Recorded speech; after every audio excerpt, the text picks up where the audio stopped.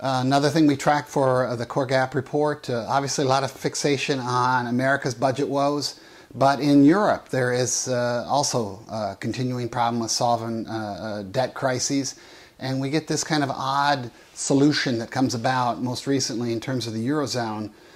It had created last summer the European Financial Stability Fund, basically a bailout fund as part of its response to the sovereign debt crises in Greece and Ireland. But this fund, designed as a temporary measure strictly for bailouts, it can't support the system by buying sovereign debt directly in primary or secondary markets. And like most bailout funds, like the IMF itself, to take its money means you have to accept very tough austerity conditions. So you have the secondary tranche of troubled countries. After Greece and Ireland, now it's Portugal that's right on the edge. Spain follows that, a lot of concern for Italy beyond that.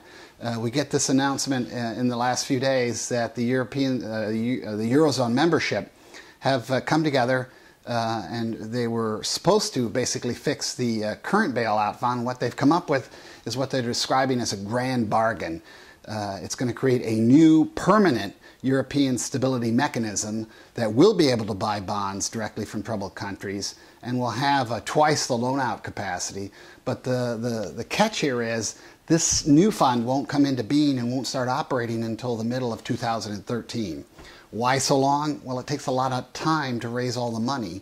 And by the way, a lot of the same countries that are experiencing trouble now are expected to kick in money to this new fund. So Portugal, for example, that's trying to restructure about $10 billion in sovereign debt, well, Portugal's expected to put forward as much as $20 billion towards this new fund. So you get a sense of the catch-22 here. It's kind of an odd fix. It doesn't really help now. And it really expects troubled economies to kind of survive the near term under the current stability fund offerings, and really to finance the solution set down the road.